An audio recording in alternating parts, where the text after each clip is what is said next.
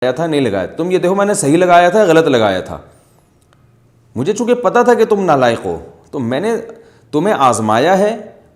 اور تم اس امتحان میں ناکام ہوئے ہو، تو مجھے پہلے سے علم تھا کہ ناکام ہوئے ہو، لہٰذا میں نے پہلے ہی لگا دیا تھا کیونکہ میرا علم کامل ہے۔ تو انسان سے تو پھر بھی غلطی ہو سکتی ہے، وہ جس طالب علم کو 0 نمبر دینے چاہیے اس کو 50 دے سکتا ہے، 20 نمبر دے سکتا ہے، لیکن اللہ سے غلطی نہیں ہوتی۔ تو اللہ نے تعالیٰ نے چونکہ تقدیر کا علم مخفی رکھا ہے، لہذا ہماری اب آزمائش اس میں یہ ہے کہ ہمیں نہیں پتہ کہ ہم جنت میں جائیں گے جہنم میں جائیں گے، ہمارے مقدر میں گناہ لکھا ہے نیکی لکھی ہے، ہمیں عمل کرنا ہے۔ حدیث میں آتا ہے اعملوا فکل میسر لما خلق لہ، جس نے جہاں جانا ہے وہ ویسے اعمال کرتا ہے۔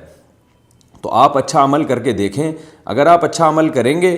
کوشش کریں گے تو اللہ کا وعدہ ہے عمل کی توفیق ملے گی آپ کو، اور جب عمل کی توفیق ملے گی تو اللہ کا وعدہ ہے اچھا عمل اس کی علامت ہے کہ آپ کے مقدر میں جنت لکھی ہوئی ہے۔ اور آپ برائی کر کے دیکھیں، اگر آپ برائی کرنے کی کوشش کرتے ہیں تو آپ سے برائی ہوگی، اور جب برائی ہوگی آپ سے تو یہ اس کی علامت ہے کہ آپ کی قسمت میں برائی لکھی ہوئی تھی، اور پھر اس کی بیس پر جب آپ جہنم میں جائیں گے، اللہ ہم سب کو پناہ میں رکھے، تو یہ اس کی علامت ہے آپ کے مقدر میں جہنم لکھی ہوئی تھی، لیکن یہ مقدر پہلے سے معلوم نہیں ہے، آپ کے کرنے کے بعد پتہ چلتا ہے۔ تو آپ کو اللہ نے اختیار دیا ہے کہ آپ نیکی کریں تو نیکی کرتے چلے جائیں گے، برائی کریں تو برائی کرتے چلے جائیں گے۔ جیسے دنیا میں اللہ نے رزق بھی مقدر میں لکھا ہوا ہے، تو ہم رزق کی تلاش پھر بھی کرتے ہیں کیونکہ ہمیں نہیں معلوم کہ ہمارے مقدر میں روزی ہے یا نہیں ہے۔ ہم اگر اعتماد کر کے بیٹھ جائیں ہم تو پھر تو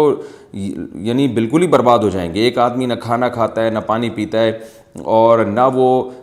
زندہ رہنے کے اسباب اختیار کرتا ہے، اور وہ یہ کہتا ہے کہ مجھے تو نہیں، یعنی اگر مقدر میں زندگی ہوگی تو بچ جاؤں گا، تو ظاہر ہے یہ نہیں بچے گا، بھوکا مرے گا، اور مرنے کے بعد پتہ چلے گا کہ اس نالائق کے مقدر میں موت لکھی ہوئی تھی۔ تو ہمیں مرنے سے پہلے پتہ نہیں ہے، لہذا ہم زندہ رہنے کی کوشش کرتے ہیں۔ بالکل اس کی مثال ایسے ہے جیسے ایک زید نے بکر کو قتل کیا۔ اب بکر کو قتل کیا،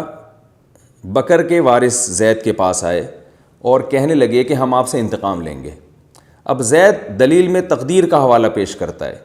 زید دلیل میں یہ کہتا ہے کہ میں نے 20 سال کی عمر میں بکر کو قتل کیا، بکر کی عمر 20 سال تھی، تو تقدیر میں اس کی عمر 20 سال لکھی ہوئی تھی کہ نہیں لکھی ہوئی تھی؟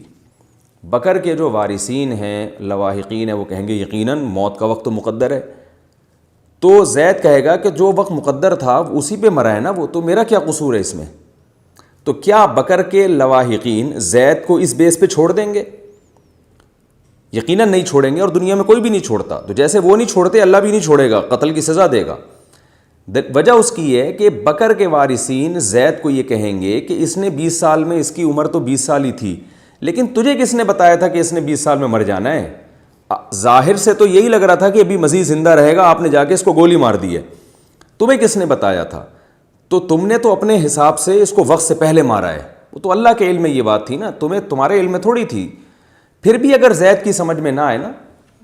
یہ دلیل سمجھ میں نہ آئے، تو میں پھر بکر کے وارثوں کو یعنی مشورہ دوں گا کہ آپ بندوق اٹھا کے زید کو گولی مار دیں، اور جب گولی مارنے لگیں اور زید چیخے چلائے تو پھر زید کو آپ بھی یہ کہیں کہ تمہاری بھی عمر اتنی لکھی ہوئی تھی، لہذا اگر تم نے بکر کو مار دیا یہ جرم نہیں ہے، تو ہمارا تمہیں مارنا بھی جرم نہیں ہے۔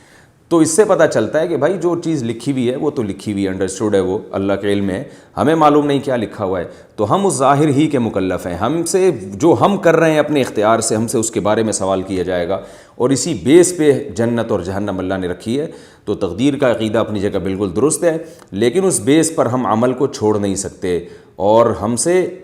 ہمیں جو جنت ملے گی تو اچھے اعمال، وہ اعمال جو ہم نے اپنے اختیار سے کیے ہیں،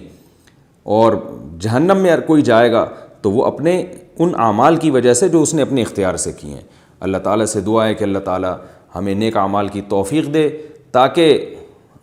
ہم جنتی قرار پائیں، اور برے اعمال سے اللہ تعالیٰ ہماری حفاظت کرے تاکہ ہم جہنم سے ہمیشہ کے لیے محفوظ ہو جائیں۔